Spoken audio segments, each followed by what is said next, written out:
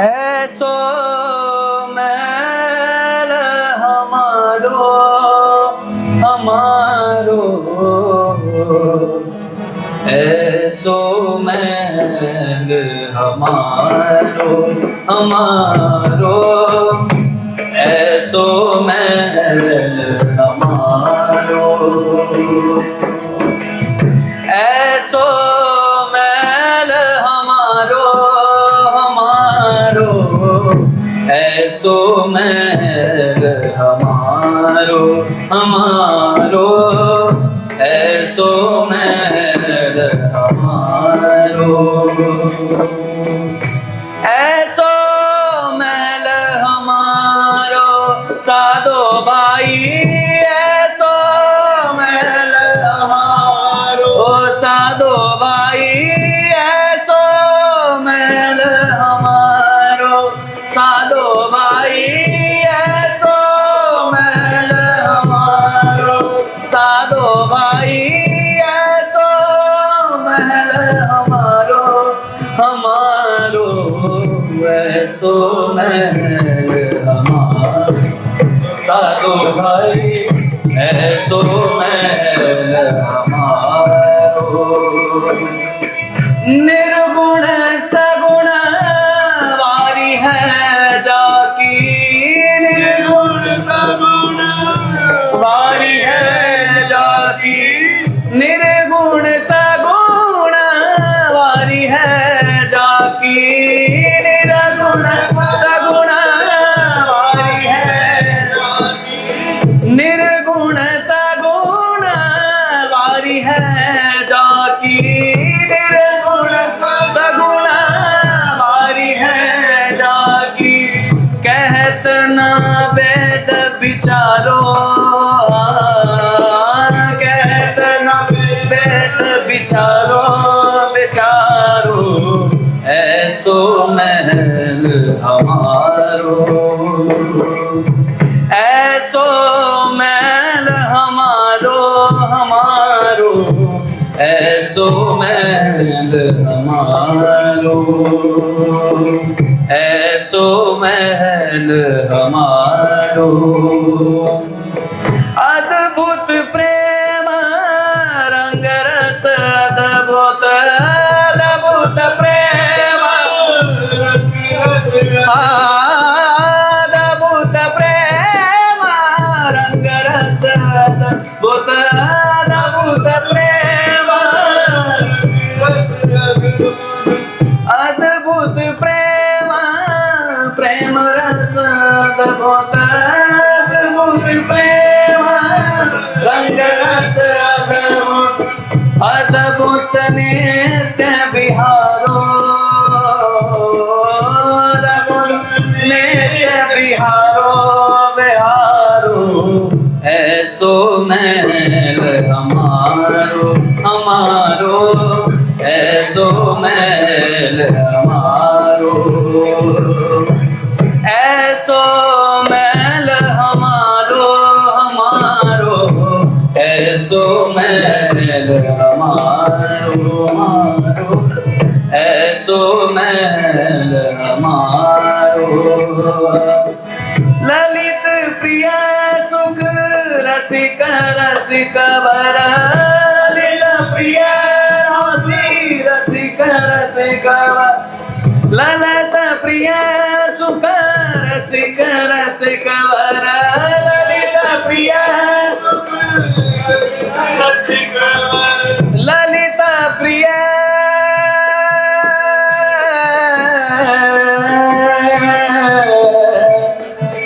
ललित प्रिय ललित प्रिय ललित प्रिय ललित प्रिय सुख रसिक रसिक वर, ललित प्रिय सुख रसिका बर करी राखो और धारो, करी राखो और हारो हारो, ऐसो महल हमारो, ऐसो महल हमारो, ऐसो महल हमारो, ऐसो महल हमारो साधो भाई, ऐसो महल हमारो साधो भाई, ऐसो महल हमारो हमारो, ऐसो महल हमारो साधो भाई, ऐसो महल हमारो, ऐसो महल हमारो साधो भाई, ऐसो महल साधो भाई, ऐसो महल हमारो साधो भाई, ऐसो महल हमारो हमारो, ऐसो महल हमारो हमारो, ऐसो महल हमारो, ऐसो महल हमारो साधो भाई, ऐसो महल हमारो। निर्गुण सगुण वारी है जाकी, निर्गुण सगुण वारी है जाकी, कहत न वेद विचारो, कहत न वेद विचारो विचारो, ऐसो महल हमारो हमारो, ऐसो महल हमारो, ऐसो महल हमारो साधो भाई, ऐसो महल हमारो, ऐसो महल हमारो साधो भाई, ऐसो महल हमारो। बोले राधा माधव सरकार के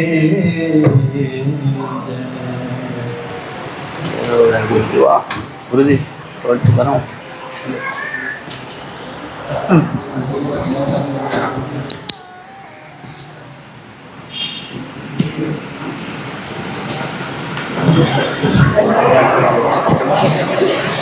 बोले राधा माधव सरकार की, जय श्री भाई जी महाराज की, जय श्री राधा बाबा की, जय मैया की, अपने प्यारे भैया की, जय दादा की, जय भक्त वत्सल भगवान की जय। परिपूर्ण बड़े सौभाग्य का क्षण है कि आज भी हमें सत्संग और कीर्तन का परम लाभ प्राप्त हो गया। पहले पूज्य भाई जी की वाणी सुनेंगे, उसके बाद पूज्य श्री घनश्याम दास ठाकुर जी का चरित्र आगे सुनते हैं।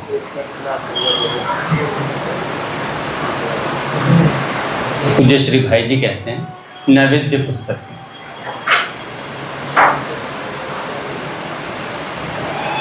बहुत गई थोड़ी रही नारायण अब चेत, काल चिरैया चुग रही निस दिन आयु खेत। काल करे सो आज कर, आज करे सो अब, पल में परलय होएगी भजन करेगो कब। राम नाम की लूट है, लूट सके तो लूट, फिर पीछे पछताएगा प्राण जाएंगे छूट। जो न तरे भवसागर,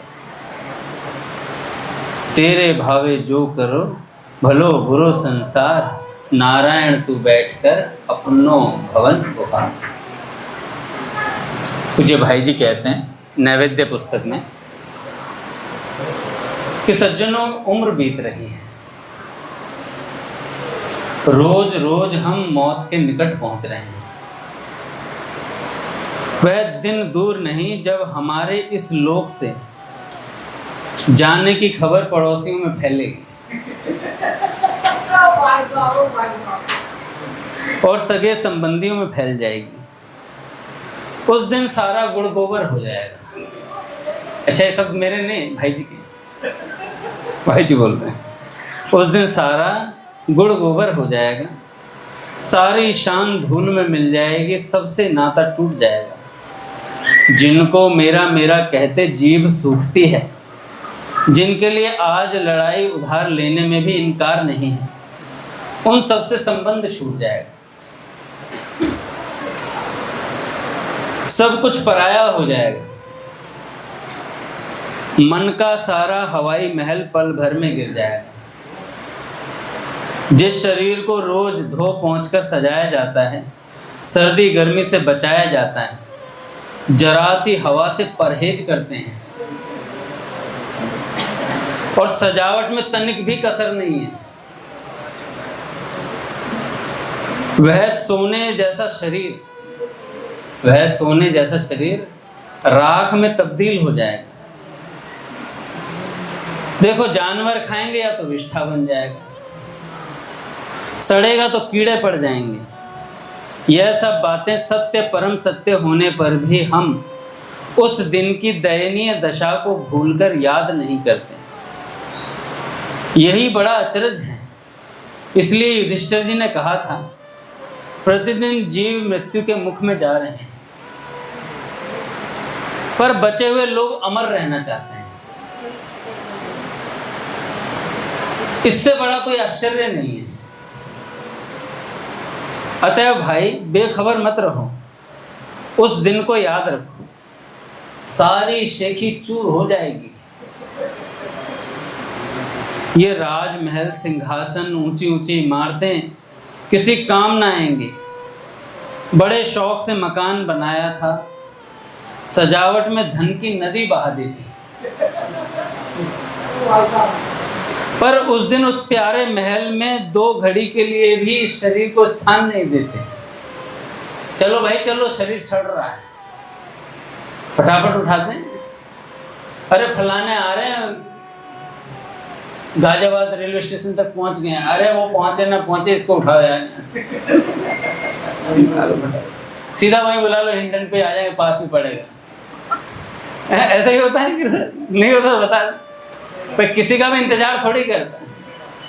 जाया जाता है, कहते भाई जल्दी आ जाओ, आओगे तो ठीक है, नहीं तो जला दिया जाएगा।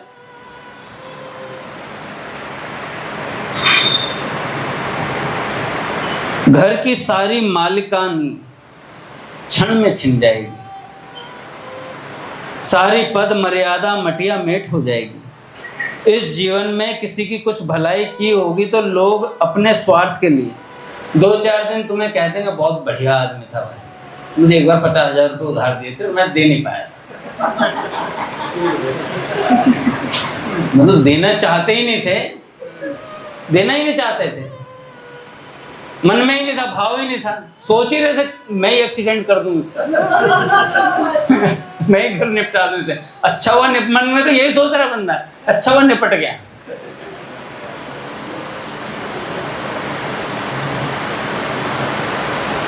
तो 2-4 दिन रो लेंगे भाई, किसी को तुमने कुछ भला करा होगा। सभाओं में शोक के प्रस्ताव पास कर रस्म पगड़ी की रस्म पूरी कर दी जाए। दुख देकर मरोगे तो तुम्हारी लाश पर लोग थूकेंगे। वश ना चलेगा तो नाम पर तो चुपचाप थूकेंगे। बस इस शरीर का इतना सा नाता रह जाएगा। अभी कोई भगवान का नाम लेने को कहता है तो जवाब देते हो, अरे भाई मरने की भी फुर्सत नहीं है, काम से वक्त ही नहीं मिलता।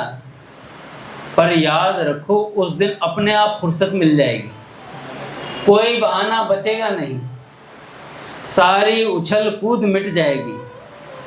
तब पछताओगे, रोगे, पर फिर पछताए का बने जब चिड़िया चुग गई। मनुष्य जीवन को भगवान को प्राप्त करने का एक मात्र साधन था, उसे तो यूं ही खो दिया। अब बस रो लो, तुम्हारी गफलत का यही नतीजा बहुत बढ़िया है। पर अब भी चेतो, विद्या, बुद्धि, वर्ण, धन, मान, पद का अभिमान छोड़कर सरलता से भगवान की शरण ले लो। भगवान की शरण के सामने सभी कुछ तुच्छ है, नगण्य है। विद्या बुद्धि के अभिमान में रहोगे, फल क्या होगा? तर्क वितर्क करोगे, हार गए तो रोगे, पश्चाताप होगा। तर्क वितर्क में हार गए तो रोना शुरू हो जाओगे, जीत गए तो अभिमान बढ़ेगा, मैंने हरा दिया। अपने सामने दूसरे को मूर्ख समझोगे। हम शिक्षित हैं, मतलब हम पढ़े लिखे हैं, इसी अभिमान से तो आज हमारे मन ने बड़े बड़े पुरखाओं को मूर्खता की उपाधि प्रदान कर दी। इस बुद्धि के अभिमान ने श्रद्धा का सत्यानाश कर दिया। आज भगवान भी कसौटी पर कसे जाते हैं। जो बात हमारे तुच्छ तर्क से कभी सिद्ध नहीं होती, उसे हम किसी के भी कहने पर कभी मानने को तैयार नहीं। इस दुराभिमान ने शास्त्र और संतों के अनुभव सिद्ध वचनों में भी तुच्छ भाव पैदा कर दिया है। हम उन्हें कवि की कल्पना मात्र समझने लगे हैं। और धन के अभिमान ने तो हमें गरीब भाइयों से, अपने ही जैसे हाथ पैर वाले भाइयों से सर्वथा अलग कर दिया। ऊंची जाति के घमंड ने मनुष्यों में परस्पर घृणा उत्पन्न कर एक दूसरे का वैरी बना दिया है। देखो भाई, पद मर्यादा की तो बात ही निराली है। जहां कुर्सी पर बैठे कि आंखें फिर जाती हैं बंदे की, आसमान उल्टा दिखाई देने लगता है। 2 दिन की परतंत्रता मूलक हुकूमत पर इतना घमंड, 4 दिन की चांदनी पर इतना इतराना। अरे रावण हिरण्यकश्यप जैसे धरती तोलने वाले का पता नहीं लगा, तुम तो हुई क्या वस्तु। बाबूजी लिखते हैं, फिर हम तो किस बात की मूली हैं। सावधान हो जाओ, छोड़ दो इस झूठे अभिमान को, फोड़ दो भंडा इस जगत के माइक रूप का, जोड़ दो मन उस अनादि काल से नित्य बजने वाली मोहन की महामायाविनी किंतु माया नाशिनी मधुर मुरली ध्वनि में, और मोड़ दो अपनी बुद्धि की गति को निज नित्य निकेतन, नित्य सत्य आनंद के द्वार की ओर। देखो भैया, हम चाहते नहीं तो भगवान मिलने को तैयार बैठे। चारों ओर से विपत्ति के बादल मंडराने लगते हैं, कहीं से कोई सहारा नहीं मिलता। उस समय मनुष्य का हृदय स्वाभाविक ही उस अनजाने अनदेखे आश्रय की तरफ भागता है। अच्छा, जब तक रावण की लात नहीं पड़ी, विभीषण जी भी शरण नहीं आए। बहुत भजन करते थे कि एकांत कुटिया में बढ़िया भजन चल रहा था। ऐसे ही जब तक हमारे संसार की लात नहीं पड़ेगी, तब तक हमें संसार बड़ा प्यारा लगता है। आहा, मेरे फूफा तो जान छिड़कते मेरे ऊपर। कोई फूफा लात मारेगा एक दिन, कोई लात मारेगा।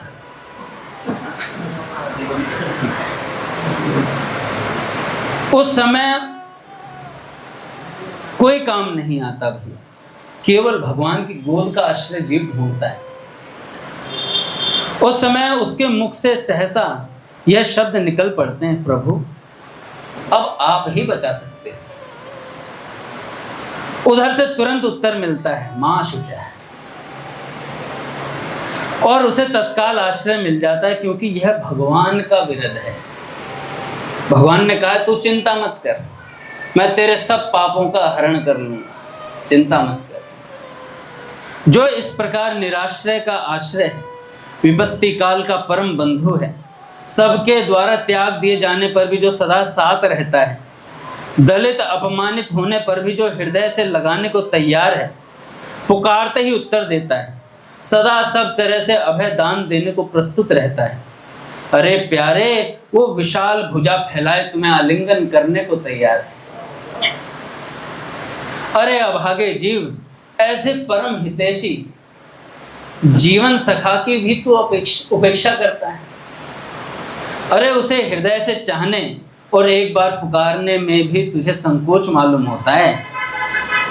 हम धन के लिए खूब खूब पसीना बहाने के लिए तैयार हैं, स्त्री पुत्र आदि के लिए धर्म कर्म तक को तिलांजलि दे डालते हैं, मान बढ़ाई के लिए भांति भांति के ढोंग रचाते हैं, उनकी प्राप्ति के लिए चित्त सतत व्याकुल रहता है, खाना पीना भी भूल जाते हैं हम, किसके लिए? मान बढ़ाई प्रतिष्ठा धन आदि के लिए, सब चीजों के लिए बढ़िया बढ़िया ढोंग भी रचा लेते हैं, मुंह भी ऐसा ही बना लेंगे। सच में खाना पीना भी भूल जाते हैं, कुछ याद नहीं रहता, रातों को रोते हैं जग सूना सूना लगे। जब कोई वस्तु नहीं मिलती तो जग अपने आप सूना लगता है। अच्छा, उस समय भी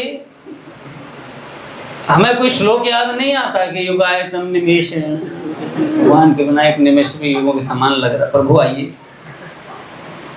श्री राम जय जय राम,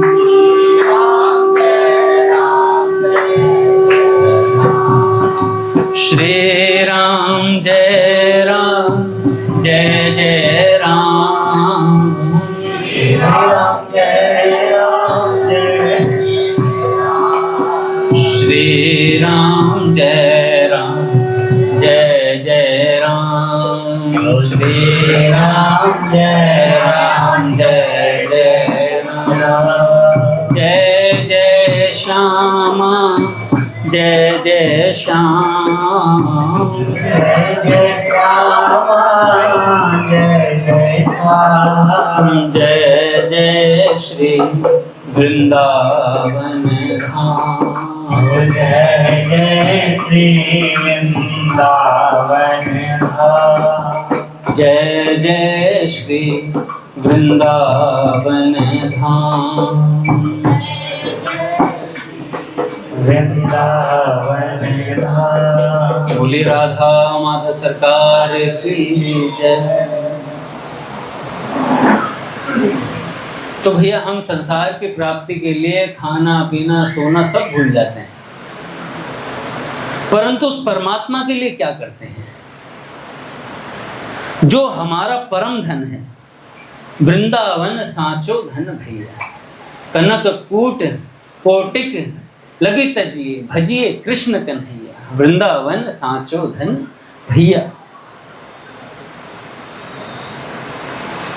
तो परमात्मा के लिए हम क्या करते हैं? क्या कभी उसके लिए हमने सच्चे मन से एक भी आंसू बहाया है? क्या कोई अपने हृदय को भली भांति टटोल कर छाती पर हाथ रखकर यह कह सकता है कि मैं परमात्मा के लिए रोया हूं, बहुत व्याकुल हुआ हूं, परंतु उधर से कोई उत्तर आश्वासन नहीं मिला, मेरा हृदय उसके लिए तलमला उठा, परंतु मुझे भगवान ने दर्शन नहीं दिया। सच्ची बात तो यह है कि हमारे अनंत शरीरों में आज तक कभी ऐसा सौभाग्य नहीं हुआ। यदि होता तो फिर इस कष्ट में स्थिति में हम रहते ही क्यों? हमारी आंखों में आंसू बहुत बार बहते हैं, पर वे बहते हैं विषयों के लिए, परमात्मा के लिए नहीं। इसलिए परमात्मा सदा हमारे साथ रहकर भी हमारी आंखों से ओझल रहता है। इसी से उस नित्य के संगी को हम कभी देख नहीं पाते। उसको पाने के लिए धर्म कर्म छोड़कर छल कपट पाप करने की आवश्यकता नहीं, आवश्यकता है केवल छल छोड़कर उसे चाहने की। जिस दिन उसके लिए हमारा चित्त व्याकुल हो जाएगा। देखो भाई, ये परम पूज्य श्री भाई जी हनुमान प्रसाद पोद्दार जी की बातें हैं। भगवत प्राप्त संत जिन्हें पाने के लिए श्री कृष्ण को प्रयत्न करना पड़ा होगा। सच बता रहा हूं मैं, ऐसे विरले महापुरुष होते हैं भैया जो निष्काम प्रेम कुछ नहीं चाहते भैया। नहीं मिले तो तेरी मर्जी है, पर तन मन सब तेरे अर्पण। तो जिस दिन उसके लिए हमारा चित्त व्याकुल होता है, उस दिन उसका वियोग क्षण भर के लिए भी सहन नहीं होगा। जिस दिन कृष्ण विरह अग्नि हृदय में जगेगी। जिस दिन उन पापों से बढ़कर प्यारे श्याम सुंदर के अतिरिक्त और कुछ भी नहीं सुहाएगा, उस दिन उसी क्षण में उसे बाध्य होकर दर्शन देने पड़ेंगे। उस समय उसको भी हमारा क्षण भर का वियोग सहन नहीं होगा। स्वामी जी महाराज कहते हैं हम भगवान का वियोग सहन कर रहे हैं, इसलिए भगवान भी सहन कर रहे हैं। भगवान का मिलना कठिन नहीं है, कठिन है विषय व्यामोह से विमुक्त होकर उसे हृदय से चाहना और अंतर की आवाज से उसे पुकारना। यह सदा स्मरण रखो कि वह हमसे मिलने के लिए सदा ही आतुर है, पर हम अभावे उसे चाहते नहीं। बड़ी मुश्किल बात है काका, केवल भगवान को चाहना ये बड़ी मुश्किल से हो पाता है। केवल हम परिवार को तो चाह सकते हैं, क्योंकि हमने 24 घंटे उस परिवार के साथ बिता रहे हैं प्रतिदिन। एक ऐसा प्रेमी है जो अनंत जन्मों से हमारी बाट देख रहा है, पूज्य दादा। तो बाबूजी कहते हैं भगवान का मिलना कठिन नहीं, कठिन है भैया उनके लिए एकांत चाहना का हो जाना। पूज्य भैया ने एक बात बताई थी बहुत साल पहले। एक राजा थे, उनके वो विदेश गए थे, तो उनके सब पत्नियों ने लेटर लिख के भेजा, फलानी चीज ले आना, ये ले आना, सामान ले आना, वो ले आना। जो एक छोटी रानी थी शायद, तो उसने लिख करके क्या बोल लिख कर भेजा, एक सफेद पन्ने पर लाल स्याही से डॉट बना के भेजा, एक डॉट बना करके सा, लाल सा। तो लाल सा किसकी? केवल उनकी। फिर आप सिर्फ आपके दर्शन की लालसा है। तो उन रानियों के पास तो सामान पहुंचा, पर उस रानी के पास वो राजा स्वयं पहुंचे भी। तो ऐसी बात है, जब हमारे मन में एकांत लालसा हो जाएगी। पूज्य भाई जी का बहुत सुंदर एक प्रवचन है, सौंदर्य लालसा, बहुत सुंदर लेख है बाबूजी का। कभी पढ़िएगा, बहुत आनंद आता है उस लेख में। शायद लोक परलोक के कल्याण पुस्तक में है शायद। तो बहुत बाबूजी जो लिखते हैं वो हृदय की वेदनाएं लिखते हैं, जिससे कुछ नहीं बनता। पद रत्नाकर का एक पद रोज पढ़ ले घर पर बैठ कर, राग हो या ना हो, सिर्फ पढ़ मात्र ले उसे। उसी मात्र से आपका लीला चिंतन भी हो जाएगा, सब हो जाएगा। सारे स्वरूपों का आनंद उठा लोगे, भगवत स्वरूपों का। सारी लीलाएं उस पद रत्नाकर में है भैया। मैंने एक बच्चे से कहा था कि भाई तू पद रत्नाकर का रोज एक पद कर लिया कर, यहीं आ जाएगा तो यहाँ हो ही जाता है, सबका ही हो जाता है हम लोगों को। पर नहीं हो पाया भैया उससे। तो हमें जो क्या होता है ना, एक नियम होता है, जैसे रघुनाथ जी कल बता रहे थे कि एक आसन पर बैठ करके कुछ समय एकांत में भजन करना चाहिए, और वो बड़ा अच्छा भजन होता है भाई। मतलब पीर सरकार कह रहे थे आजकल तो भजन नहीं, पूज्य श्री विनोद बाबा सरकार कह रहे थे आजकल तो भजन भी आसन पर बैठकर, मोबाइल जब तक साथ ना हो तो आसन पर भी मन नहीं लगता है। और फिर बाबा कह रहे, फिर कहते हैं मौन नहीं लगता है, मौन नहीं लगता है। वो बंगाली में बोलते हैं, उनका टोन भी ऐसा है। तो फिर मौन नहीं लगता, मौन कैसे लगेगा, मोबाइल में मौन है। तो ऐसे कैसे मन लग जाए। तो बाबा कहते हैं सब चीजें एक तरफ रख दो, जब भजन करने बैठो, जब 2 मिनट बैठो, 5 मिनट बैठो, अरे हरि शरणम की माला कर रहे हो, कुछ एक आधी ऐसी माला हो जो थोड़ा सा संसार से अलग हट करके हो। 2 मिनट का भगवान के बारे में सोचे। पूछे भैया ने वो दिन बोला 5 या 10 मिनट के लिए बस थोड़ी देर भगवान के, रात्रि को सोते समय सोच लो कि अब मैं सोने जा रहा हूँ, पता नहीं सुबह उठूंगा नहीं उठूंगा, यही रात अंतिम, यही रात भारी, ऐसा सोच के सोना चाहिए साधक को। क्योंकि कल आँख खुले ना खुले इस धोखने का कोई भरोसा है। आजकल तो 15-15, 16-16 साल के बच्चों को हार्ट अटैक आ जाता है, पता नहीं चलता क्यों आया क्यों गया। तो ऐसी बात है भैया, हर दिन आखिरी है। तो पूज्य श्री घनश्याम दास ठाकुर जी धीरे धीरे हृदय में वैराग्य उतरता चला गया, क्योंकि पूज्य बाबा का संकल्प था पीछे। बाबा का संकल्प बड़ा काम कर रहा था भाई। ऐसे एक बार पूज्य भैया ने बताया था ना कि भाई जी के चरित्र में बताया था, राधाष्टमी में बाबूजी ने संकल्प किया तो घनश्याम दास ठाकुर जी को खींच लाए बाबूजी कि इनके लिए बाबा ने कहा कि मेरा खेल बिगड़ जाएगा राधाष्टमी पे सारा। उसके बिना तो काम ही नहीं चलेगा, पद गाएगा कौन। तो बाबूजी से बोला बाबा ने, बाबूजी आप संकल्प करके बुलाइए। तो भाई जी ने संकल्प करा, संकल्प किया, खींचे चले आए महाराज। और बाबा से आकर देखिए बाबा कौन आया है, आपका ठाकुर। तो भैया स्वरूपाई से उतरने के बाद ठाकुर जी को व्यक्तिगत भजन के लिए समय मिलने लगा और उन्होंने अपनी दिनचर्या बनाई भैया। एक दिन ठाकुर जी के अग्रज श्री राम जी के पास गीता वाटिका गोरखपुर से श्री चिमनलाल गोस्वामी जी द्वारा लिखित पत्र आया। उसमें भाई जी का संदेश आया कि ठाकुर जी को कहाँ भेज दो, कलकत्ता भेज दो पढ़ने के लिए, वैद्य की पढ़ाई पढ़ने के लिए। वहां जाकर उन्होंने वो जो अपनी ड्रेस थी वहां जैसी वो पैंट शर्ट पहनने लग गए। भाई जी को पता लगा यार ये पैंट शर्ट गलत है, बाकी सब ठीक है, वैद्यगिरी सीख ले कोई बात नहीं, लेकिन रहेगा धोती कुर्ते में, सादे धोती कुर्ते में वो भी। और ठाकुर जी ने भैया शिक्षा ली, वहां से खूब चीजें सीखी। गंगा जी के किनारे जो वो सेठ जी होते थे, कलकत्ता में जाते गंगा जी किनारे, एकांत में जाने का स्वभाव था इनका। तो जाते तो गंगा जी के किनारे बड़े बड़े सेठ मालिश करवा रहे होते थे। कलकत्ता के सेठ मालिश करवा रहे, मालिश करवाते, उन सेठों को देखकर सोचते ऐसा भी क्या शरीर को पाल पोस रहे हैं, जाना है भाई।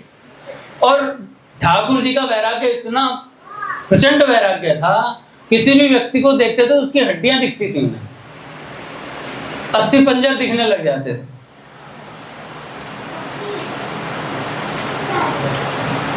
तो मैं उस दिन बताया था राधा अष्टमी का महोत्सव था और राधा अष्टमी के महोत्सव पे रस सिद्ध संत श्री भाई जी श्री विश्वभानु नंदिनी श्री राधा जी का जन्मोत्सव बड़े धूमधाम से अपने निवास स्थान गीता वाटिका गोरखपुर में मनाते थे। उत्सव में भाई जी एवं बाबा के द्वारा उनके जीवन की साधनात्मक अनुभूतियां एवं ब्रज भाव की बहुमूल्य रस संपदा का उन्मुक्त वितरण होता है।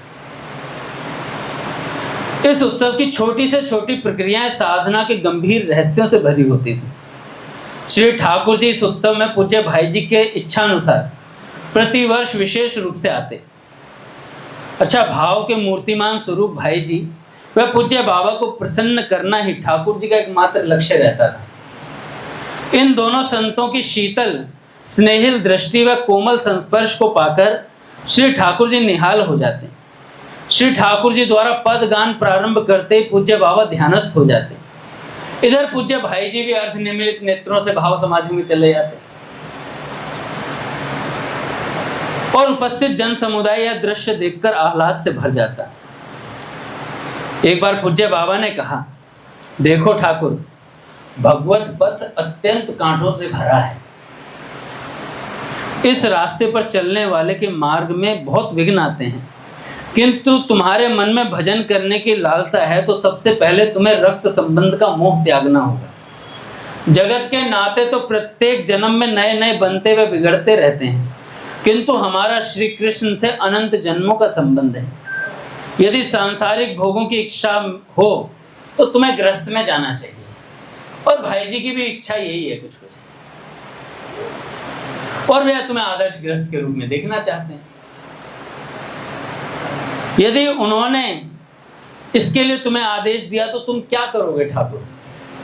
ठाकुर जी ने कहा, बाबा आपने ही बताया कि भाई जी में विलक्षण अंतर्यामित्व है, तब तो वे मेरे मन की बात जानते होंगे कि विवाह करना चाहता है नहीं करना चाहता।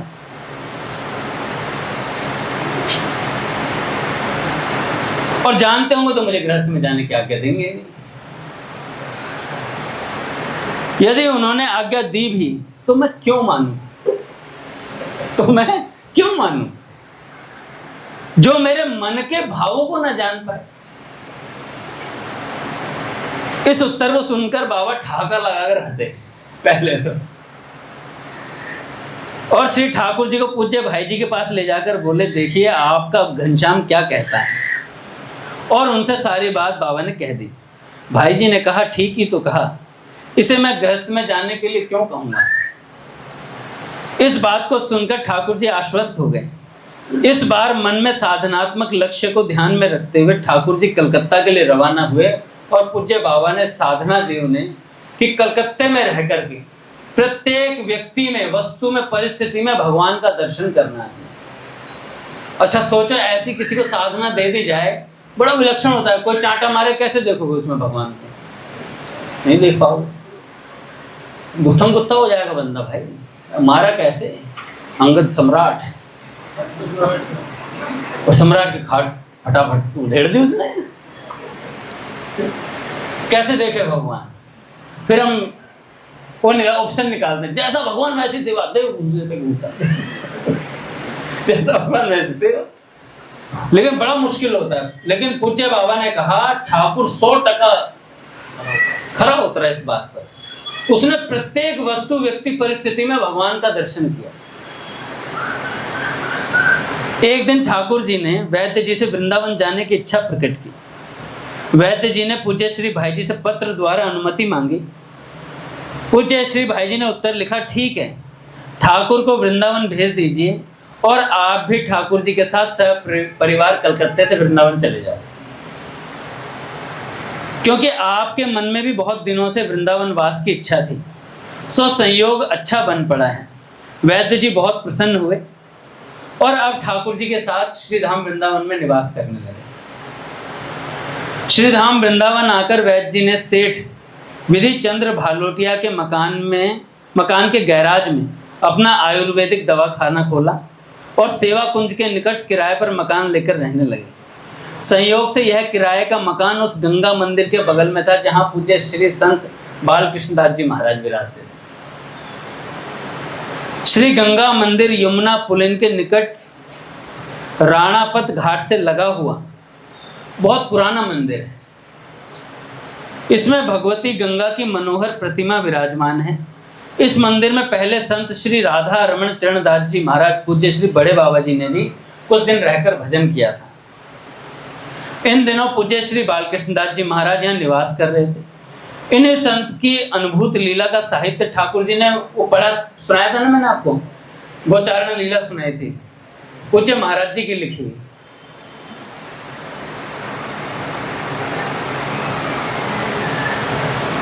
तो महाराज जी की उच्च स्थिति के बारे में इन्हें ज्ञात था कि कितनी ऊंची स्थिति है।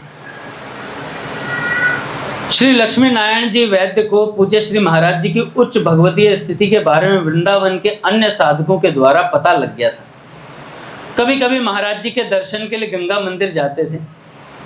उन दिनों रीवा के सेठ श्री रामेश्वर प्रसाद जी अग्रवाल भी श्री वृंदावन वास कर रहे थे। प्रायः पूज्य महाराज जी के पास जाया करते थे। एक दिन ठाकुर जी इनसे मिले तो उन्होंने पूछा कि वे महापुरुष जिनका लीला साहित्य आपने मुझको पढ़ने को दिया था, वृंदावन में कहाँ रहते हैं? श्री रामेश्वर जी ने उन्हें बताया कि श्री गंगा मंदिर में ही इन संत का निवास है। ठाकुर जी ने रामेश्वर जी के आग्रह किया कि कृपा करके उन संत के दर्शन करा दो। उचित अवसर पाकर रामेश्वर जी उन्हें अपने साथ पूज्य महाराज जी के दर्शनों के लिए लेकर के गए। श्री ठाकुर जी ने देखा कि 35-36 वर्ष की अवस्था के एक तेजस्वी महात्मा अपने आसन पर विराजमान है।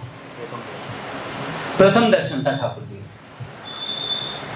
इनका वर्ण श्याम है, साधना में तपा हुआ इनका इकहरा शरीर अच्छी लंबाई लिए हुए है और ये अपनी मस्ती में कुछ झूम से रहे हैं। इन्होंने घुटने तक एक बहिर्वास व उत्तरीय धारण कर रखा है। ये अपने निकट बैठे हुए साधक जनों से श्री कृष्ण चर्चा कर रहे हैं। इनकी वाणी में अत्यंत ओज है, श्रीमुख प्रफुल्ल है जिसमें रह रहकर मंद मुस्कान बिखर रही है। इनके नेत्रों में अद्भुत चमक है। ठाकुर जी को श्री गंगा मंदिर का वातावरण श्री कृष्ण से भरा हुआ लगा। प्रथम दर्शन में ही ठाकुर जी का मन बलात् इनकी ओर आकृष्ट हो गया। इन संत श्री को ठाकुर जी ने पूर्व में कई बार रास प्रेमियों के मध्य रासलीला में देखा था, किंतु निकटता से देखने का अवसर आज मिला। इनकी तितिक्षापूर्ण एकांतिक शास्त्र प्रशंसित रहने का परिचय तो आज ही मिल पाया। अच्छा, जिस प्रकार के संत की खोज कर रहे थे वैसे ही संत मिल गए ठाकुर जी। श्री ठाकुर जी अश्रुपूरित लोचनों से अपना मुख नीचा किए हुए मौनवत बैठे रहे। ठाकुर जी को निकट आया देखकर महाराज श्री भी अत्यंत प्रसन्न हुए। उन्होंने ठाकुर जी को आदर पूर्वक एक और बिठाया प्रथम मिलन के इस अवसर पर ठाकुर जी को अपूर्व सुख का अनुभव हो रहा था। महाराज जी की वंश परंपरा का संबंध श्री रामानुज संप्रदाय से था, इसीलिए बाबूजी ने पाँव नहीं छुआ रहे थे। बाबूजी प्रथम बार जब महाराज जी मिलने गए भाई जी से, गीता वाटिका शायद 1970 के आसपास की थी, वो आखिरी मिलन था। उसके बाद बाबूजी चले गए थे। तो उसमें 7 दिन तक प्रयास चलता रहा कौन किसका चरण छुएगा। अंत में बाबूजी जीत गए, क्योंकि महाराज जी रामानुज संप्रदाय से थे। तो बाबूजी ने जब पहले दिन गए तो पैर पीछे हटा लिए बाबूजी ने, कहा महाराज जी आप ऐसा मत कीजिए। अच्छा बाबूजी देख भी नहीं रहे थे कोई आया है। कैसे सजगता थी बाबूजी की कि उन्होंने हाथ बढ़ाया और बाबूजी निकट से बिना देखे पहचान के कोई महापुरुष है सामने, पैर पीछे खींच लिए थे बाबूजी ने। तो स्वामी रामकृष्ण परमहंस देव की दिव्य देह द्वारा प्रत्यक्ष आदेश पाकर ये भगवत साक्षात्कार हेतु विभिन्न तीर्थों व धार्मिक स्थानों से घूमते हुए नंदगांव की एकांतिक गुफा में आए। श्री रामकृष्ण परमहंस जी ने इन्हें प्रकट होकर के आदेश दिया था कि जाओ भजन करो, पूज्य श्री बालकृष्ण दास जी महाराज को। तब ये नंदगांव की एकांतिक गुफा में देह गे व देश काल का भान भूलकर खूब भजन किया। अब अनेक अनुभूतियों व भगवत साक्षात्कार से संपन्न होकर स्थायी रूप से गंगा मंदिर में रह रहे थे। बहुत बढ़िया चरित्र महाराज जी का। मुझे सबसे बढ़िया तो गंगा मंदिर के ही प्रकरण लगते हैं, जब अपने निकट साधकों को महाराज जी उठा के पटकते थे। क्या होता था कि कमरा था गंगा मंदिर में, कमरा था, उसमें अंधेरा बहुत रहता है। तो उसमें के अंदर महाराज जी चले जाते थे और बिल्कुल अंधेरा होता था उसमें, और ऐसे भावावेश में रहते, कोई भीतर जाता ना महाराज जी भाव सखा भाव में रहते, और सखा भाव में कबड्डी खेल रहे होते थे। तो उस समय बगल में जो आया उसको उठा पटक। मुझे मनोहर दादा वो कह रहे कई बार हमारे ऐसे हुआ कि हमारे साथ ऐसी लीला घटी, पर फिर भी वो साधक इतने सजग रहते थे महाराज कि महाराज जी के मुख से कुछ भी बात निकलती थी, कोई पदावली निकलती थी, कोई वार्ता निकलती थी श्री कृष्ण से संबंधित, उसको पेंसिल से नोट कर लेते थे और पदों को भी लिख लेते थे। उसी पुस्तक में अली भाव निर्झर नाम से जो पुस्तक छपी है महाराज जी की, उसमें सारे पद उसी समय के हैं, सारे के सारे, और महाराज जी ने जो लिखे। अच्छा पद लिखने का भी भाव भैया, संतों के भीतर वाणी प्रकट होती है तब वो लिखे जाते, नहीं ऐसे नहीं लिखे जाते। अब मैं लिखना शुरू कर दूं, आज मैं लिखा किसी पद की मैंने नकल मार दी, उसमें लास्ट में बस चैट जीपीटी से कहा मेरी छाप और लगा दे। चैट जीपीटी ने बना के लगा दे, ललित किशोरी देव जी का पद अंगद किशोरी देव जी हो गए। ये प्रस्फुटित होती है वाणी की। पूज्य घनश्याम दास ठाकुर जी ने एक बार महाराज जी से बोला, महाराज जी बहुत मन करता है लीलाओं के पद लिखूं। महाराज जी ने कहा कि नाम जब कितना चल रहा है? तो महाराज जी इतना हो जाता है, बढ़ा दो फिर, इतना ही समय है तो नाम जब और बढ़ा दो। अच्छा ठाकुर जी ने ये नहीं कहा कि मेरे अंदर लीलाएं आए तो मैं लिखूं नहीं,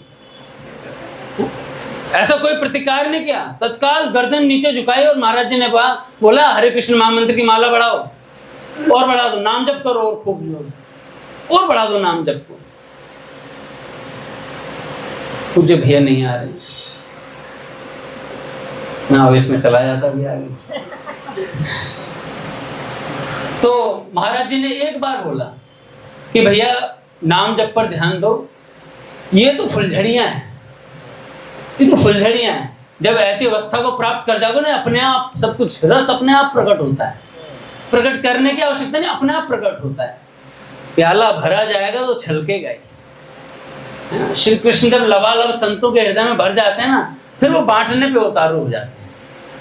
नील कोश निधि नित्य लुटावत, ऐसे लुटाते हैं, उन्मुक्त हाथ से लुटाते हैं। और सबसे ज्यादा लाभ किसे होता है? जो निकटस्थ होता है। अगर मान लो यहाँ से जल छिड़काव होता है तो जो सबसे पीछे बैठा हो, मान लो फेंकने वाले ने जल फेंका नहीं फेंका, पहुंचा नहीं पहुंचा, लेकिन जो पास में होगा वो, हालांकि उसे जुकाम है पास वाले को, वो नहीं भी चाहेगा तो उसके ऊपर छींटे पड़ेंगे ही पड़ेंगे, चाहे जुकाम हो चाहे कुछ हो, है ना, रस गिरेगा ही गिरेगा। हालांकि हमें विषयों का जुकाम रहता है, पर ये छींटे ऐसे हैं इनसे सर्दी नहीं लगेगी। तो ऐसे ही महापुरुषों के जो निकट रहते हैं भैया, उन्हें बहुत लाभ होता है, पर घाटा भी बहुत होता है। घाटा क्या? अगर असावधानी से रह रहे हैं, अगर महाराज जी कह रहे, पूज्य मल्लुपीठ सरकार कह रहे थे भक्तमाली जी महाराज जी के विषय में, महाराज जी ने बात बताई थी। महाराज जी ने कहा कि मरण धर्मा अगर शरीर मान लिया गुरु के शरीर को, तब गड़बड़ हो जाती है। दूर रहकर भजन करने वाले ज्यादा अच्छे हैं। पूज्य श्री भाई जी ने बोला इस बात को। पूज्य भाई जी ने कहा, भाई जी के पूज्य बाबा के चरित्र में थी बात। भाई जी ने एक जगह कहा कि मुझसे, मेरे जो निकट वाले थे ना, वो मुझसे इतना लाभ ले पाए नहीं पाए मुझे पता नहीं, लेकिन जो दूरस्थ रहकर पत्राचार से बात करते रहे, उन्होंने उस वस्तु को पा लिया। आप साधकों के लिए पत्र नाम की पुस्तक है बाबूजी की, पढ़ के देखिए कितने दूर दूर से रहने वाले लोग अपनी लीला चिंतन भेजते थे बाबूजी को। और बाबूजी अच्छा कोई झूठा लिख करके भेज दे तब भी बाबूजी तो स्वीकार कर लेते थे, पर जिन महापुरुष को आप लिख करके भेजो, झूठा नहीं लिख पाओगे। सच बता रहा हूं मैं, झूठ नहीं लिख पाओगे, हाथ कांपेंगे भाई, ऐसे कैसे लिख दोगे।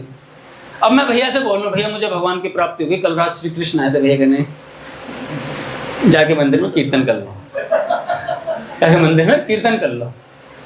अरे भीतर तक के जानते हैं भाई, यहाँ कौन बैठा इस बैठे को पता है उन्हें, तो हम ऐसे नहीं बना सकते हूँ। और अगर थोड़ी सी भी अनुभूति हुई है, थोड़ा सा भी हमारा चित्त भजन में लगता है, तो संत क्या करते हैं, उसे फलीभूत कर देते हैं। एक मेरे को नाम ध्यान नहीं आ रहा है काका, उनका कुछ नाम था, उन्होंने सज्जन का नाम था, उन्होंने कुछ बोला बाबूजी से, बाबूजी मेरा लीला चिंतन में मन लग जाए, तो सहज अवस्था में लगने लग गया था उनका। भाई जी ने एक बार बोला था बस, लगने लग जाएगा, और लगने लग गया था महाराज। फिर वो लिख लिख करके भेजते थे, आज ये लीला का दर्शन हो। भाई जी कहते बहुत सुंदर भैया, बहुत सुंदर, ऐसी बात है जैसे तुमने लिखी है। तो भैया महाराज जी का सानिध्य प्राप्त हुआ, आगे हम कल सुनेंगे। शयन आरती कर लेते हैं। बोले राधा माधव सरकार की जय। हाँ जी, आज जन्मदिन